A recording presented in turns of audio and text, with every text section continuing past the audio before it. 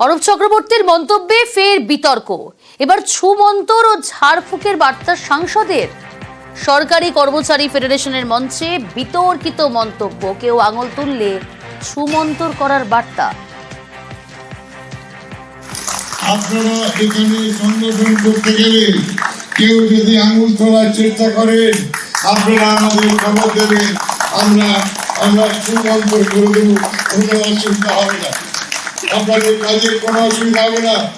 দপ্তরে কেউ বিশৃঙ্খলা করার চেষ্টা করলে আমাদের খবর দেবেন, আমরা ঝাড়ফুঁক করার লোক আছে, আমরা ঝাড়ফুঁক করব। একবার করে বসুন, বছরে একবার করে দরকার হলে আপনারা আমাকে ডাকুন, পৌরসভার চেয়ারম্যানকে ডাকুন, আমাদের এমএলএদের ডাকুন, সর্বক্ষণ পহরা দেওয়ার জন্য আপনাদের পাশে, কর্মচারীদের পাশে আমরা এটার জন্য অ্যাপিল করছি। সরাসরি রয়েছে প্রিয়ব্রত।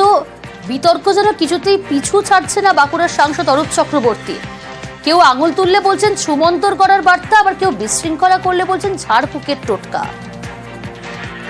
একেবারে প্রিয়াঙ্কা, তুমি যারা বলছো প্রতিদিনই কিন্তু নতুন নতুন বিতর্কিত মন্তব্য করে বিতর্ক জড়াচ্ছেন বাঁকুড়ার সাংসদ অরূপ চক্রবর্তী। গত কয়েকদিন আগে তুমি জানো তালডাঙ্গায় এক পুলিশ আধিকারিকের তিনি বলেছিলেন টু প্রাইস ফাদার মাদার, এবং এই ঘটনায় কিন্তু বিতর্কে জড়িয়েছিলেন। তার পরবর্তীকালে গতকাল যেভাবে এই সংগঠনের যে সরকারি সংগঠন ফেডারেশন, কর্মচারী ফেডারেশন যে সম্মেলন ছিল, সেখানের মঞ্চে দাঁড়িয়েও কিন্তু একইভাবে ছুমন্ত্র করে দেওয়া ঝাড়ফুঁকের টোটকা তিনি ব্যবহার করেছেন। এবং পরবর্তীকালে তিনি যখন সাংবাদিকদের মুখোমুখি হয়েছেন, তিনি কিন্তু তার থেকে সরিয়ে যাননি, তার বক্তব্যে তিনি অনড় থেকেছেন। এবং তার পরবর্তী তার যখন বলা হয়েছে যে সেটার ভিতরে কি ইঙ্গিত রয়েছে, সেক্ষেত্রে তার দাবি যে এটার ক্ষেত্রে হয়তো কোনোভাবে প্রণাম করতে আসবে, কখনো আবার চামর বুলিয়ে দেবে, কখনো আবার ধন্যবাদ জানাবে, কিন্তু কোনোভাবেই পরিষ্কার না করলেও এই ঘটনার পিছনে বা এই বিতর্ক এই কথাটার মধ্যে যে হুঁশিয়ারি রয়েছে, হুমকি রয়েছে, সেটা কিন্তু একেবারে স্পষ্ট। অন্যদিকে বিজেপি দাবি করেছেন এইভাবেই বিতর্কে জড়িয়ে থেকে অস্তিত্ব প্রমাণ রাখার চেষ্টা করছে বিজেপি তৃণমূল নেতৃত্ব।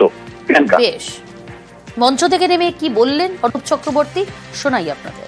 ছুমন্তর জাদু দেখিয়ে দেবো, যদি কোনো সরকারি কর্মচারী যারা ফেডারেশন করবে তাদের বিরুদ্ধে আঙুল তুললে ছুমন্তর হয়ে যাবে, এটা বলে দিলাম, জাদু করে দেবো। এটা হচ্ছে যারা করবে তারা বুঝতে পারবে কি হবে, আদর করে দিতে পারে, কইলে চামর বুলিয়ে দিতে পারে, ধন্যবাদ জানাতে পারে, কেউ কেউ প্রণাম করতেও পারে যে দাদা এরকম করবেন না। মঞ্চে দাঁড়িয়ে যে বক্তব্য রাখলেন অরূপ চক্রবর্তী, মঞ্চ থেকে নেমেও নিজের বক্তব্যে অনড়। আর নিয়ে কটাক্ষ করতে ছাড়েনি বিজেপিও। যেভাবেই হোক টিকে থাকতে হবে, এইসব কথা বলে একের পর এক নির্বাচন আসে, বিভিন্ন রকম ডায়লগ দেবে, তো এগুলো হচ্ছে ওদের কালচার। আর যে সম্মেলনে আজকে করলো, আজকে সেই যারা উপস্থিত ছিল তারা এই 2026 সালের নির্বাচনে ভোট দেবে ভারতীয় জনতা পার্টিকে। যারা যারা এখনো পর্যন্ত কাজের মধ্যে যুক্ত তাদেরকে হুমকি চুমকি দিয়ে এই সমস্ত ভীতি সঞ্চার করে এই 26-এর ভোট বৈতরণী পার হওয়ার চেষ্টা, কিন্তু কোনো লাভ নেই। আসি পরের খবরে।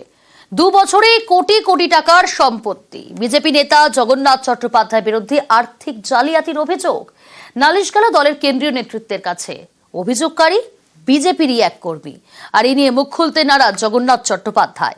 অভিযোগের তদন্ত হোক বলছেন রাজ্য বিজেপির প্রধান মুখপাত্র শ্রমিক ভট্টাচার্য। আর এই নিয়ে বিজেপিকে কটাক্ষ করেছে তৃণমূল কংগ্রেস।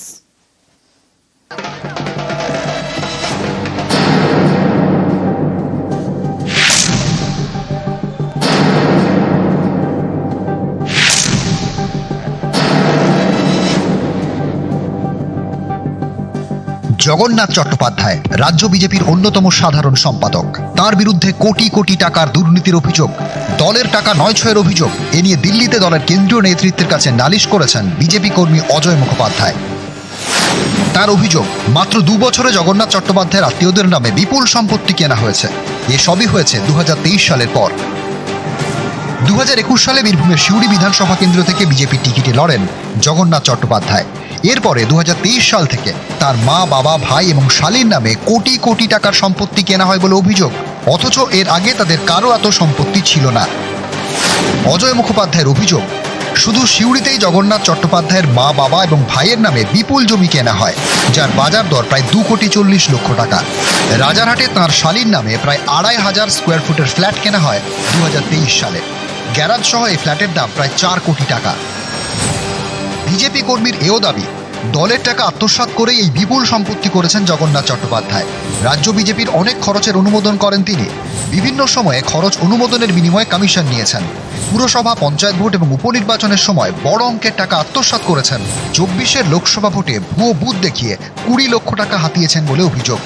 এর আগেও নানা ভোটের সময় ভুয়ো বুথের সংখ্যা দেখিয়ে 4 কোটি টাকা হাতান বলেও দাবি অজয় মুখোপাধ্যায়ের। তার আরও দাবি, বিজেপির গোপন খবর তৃণমূল নেতাদের পাচার করেন জগন্নাথ চট্টোপাধ্যায়।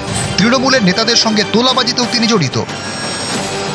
বিজেপির সর্বভারতীয় সভাপতি এবং সাংগঠনিক সাধারণ সম্পাদকের কাছে এসব নালিশ করা হয়েছে।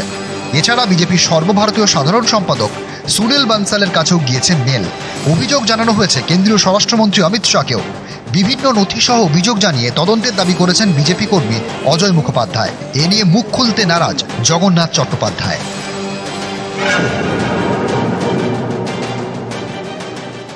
রাজ্য বিজেপির গুরুত্বপূর্ণ পদাধিকারীর বিরুদ্ধে জাতীয় সভাপতি Nadda, national general secretary organisation, home minister এবং জেনারেল সেক্রেটারি সুনীল বানসাল, বিজেপির ভেতর থেকেই একটি মেল পাঠানো হয়েছে। মেল 2023 থেকে 2025 মাত্র এই অল্প সময়টার মধ্যে বিজেপির এক গুরুত্বপূর্ণ নেতা, পদাধিকারী, যিনি বিভিন্ন লোকের পদ দেয়া, টিকিট দেওয়ার সঙ্গে যুক্ত থাকেন, তিনি তার ঘনিষ্ঠ আত্মীয়দের নামে এই বিপুল সম্পত্তি তৈরি করেছেন।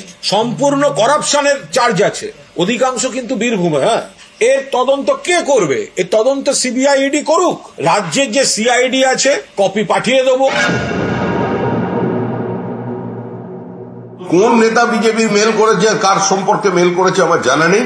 যদি এ ধরনের কোনো মেল করে থাকে তদন্ত করুক না, উনি যেখানে খুশি দিতে পারেন। খোলা হাওয়ায় একটা বিবৃতি দিয়ে দেওয়ার তো কোনো মানে নেই। বিজেপি দলের সম্পত্তি আত্মসাৎ করছে আর বিজেপি পার্টি চুপ করে বসে আছে। এই দলটা যদি এতই সহজভাবে চলতো তৃণমূল কংগ্রেসের মতো, তাহলে আজকে 2 থেকে 303-এ পৌঁছতো না। নিউজ 18 বাংলা। জলপাইগুড়ি পুরো এলাকায় সরকারি খাল এবং খালপাড়ের জমি দখল করা হচ্ছে। শনিবার এই অভিযোগ পেয়ে রবিবার পদক্ষেপ নিল পুরসভা। উপপুরপ্রধানের নেতৃত্বে দখলমুক্ত করা হলো গদাধর খাল এবং খালপাড়ের জমি। এই যে জলের রিজার্ভার, তার পাশে দখল করে প্লট করে বিক্রি করছে জমি মাফিয়ারা। কোনো অবস্থাতে জনপ্রতিনিধি হিসাবে এর সাথে 1 ইঞ্চি বা কম্প্রোমাইজ করবো না, 0% পাওয়া হবে। খালপাড়ের জমি, এই জমিতে বেশ কয়েকটা সিমেন্টের পিলার।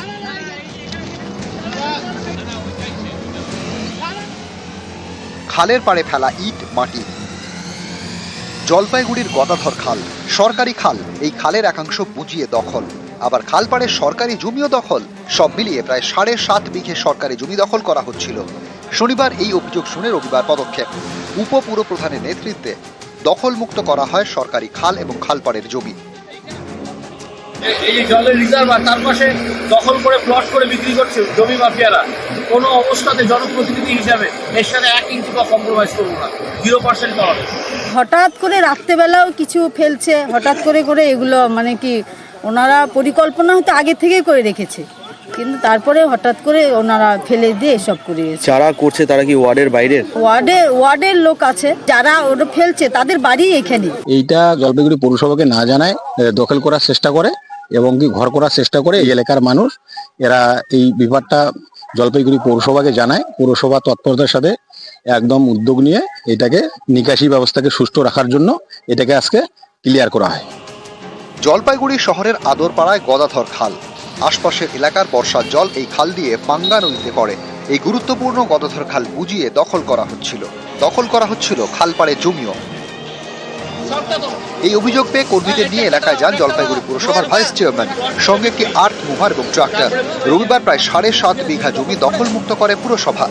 ক্যানেল দখল করে জমি মাফিয়ারা তার উপর মাটি ফেলে, সুরকি ফেলে, ক্যানেল আটকে দিয়ে তার উপর প্লট তৈরি করছে, প্লট করে বিক্রি করছে। মানে ভয়ে কেউ কিছু বলতে পারবে না, মানে এমন একটা হাবভাব। জেসিবি নিয়েছি, পৌরসভা স্টাফ নিয়েছি, পুরো ক্যানেল দখলমুক্ত করেছি এবং পুরো সরকারি জমি দখল করেছিল দখলমুক্ত করেছি। আমি কোনো পেশি শক্তি, অর্থ শক্তির কাছে সৈকত চালিয়ে আত্মসমর্পণ করি। গত বুধবার জলপাইগুড়ি সদর ব্লকের ধরধরা নদী দখলের অভিযোগ ওঠে। এরপর শনিবার জলপাইগুড়ি পুরো এলাকায় খাল দখলের অভিযোগ। রবিবার সেই সরকারি খাল দখলমুক্ত করে পুরসভা। জলপাইগুড়ি থেকে শান্তনু কর, নিউজ 18 বাংলা।